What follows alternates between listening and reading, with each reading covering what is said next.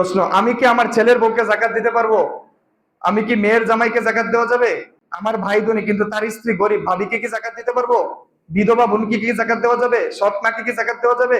হ্যাঁ, তাহলে সবটির একই উত্তর। ওই যে বলছিলাম যে খাতগুলা বলে দিছি, যে নিজের বাপ দাদা উপরের স্থল আর নিচের স্থল স্বামী স্ত্রী, এইটি বাদে যারাই জাকাত খাওয়ার উপযুক্ত গরিব এদেরকে জাকাত দিতে পারবেন। কথা ক্লিয়ার? তাহলে এখানে যদি এরকম হয়ে থাকে তাহলে ক্লিয়ার। এটা জমি কিনে রেখেছে বিক্রির জন্য, এই জমি থেকে জাকাত আসবে? হ্যাঁ, জমি যদি আপনি ব্যবসার উদ্দেশ্যে কিনে রাখেন, জমি যদি ব্যবসার উদ্দেশ্যে কিনে রাখেন তাহলে ব্যবসায়িক সম্পদের উপর কি আসে, তাই ওইটা হিসাব হবে। জাকাত কি মসজিদ নির্মাণে দেওয়া যাবে? না, আমি তো বলেই দিলাম, জাকাতের খাত যেটা এটাই দিতে হবে। মসজিদের কাজে জাকাত দেওয়া যাবে না, মাদ্রাসার কাজে জাকাত দেওয়া যাবে না, এরপরে জনকল্যাণ কাজে টিউবওয়েল বসাই দিব, রাস্তা নির্মাণ করে দিব, এগুলোর মধ্যে জাকাত দেওয়া যাবে না। জাকাতের টাকা দিয়ে কি ওষুধ কিনে দেওয়া যাবে? যে গরিব, এরকম চিকিৎসার প্রয়োজন, ওষুধের প্রয়োজন, তাকে নিয়োগ করে ওষুধ কিনে দিতে পারবেন, সমস্যা নেই। জাকাত দেওয়ার পর যদি জানি যে সে আসলে ধনী ছিল, আবার দিতে হবে। একজনকে জাকাত দিচ্ছেন, জানছেন সে ধনী, তখন কি করবেন?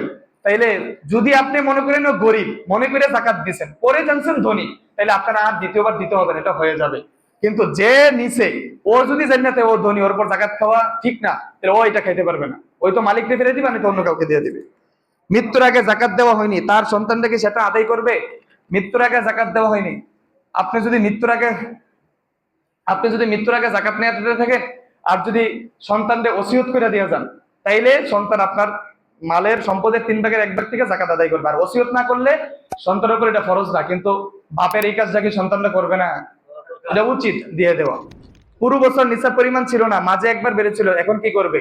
পুরো বছর নিসাব পরিমাণ ছিল না, এখন বিষয়টা হলো কি, যেদিন বছরের শুরু, যেদিন আপনি সম্পদের মালিক হয়েছেন ওই দিন, আর বছরের শেষ, এই দুইটা সময় আপনি নেশাব পরিমাণ মালের মালিক কিনা এটা দেখার বিষয়। মাঝখানে কি আপনি আছেন না নাই এটা দেখার বিষয় না, বুঝতে পারছেন? তাইলে আপনার উপর জাকাত ফরজ হয়ে যাবে।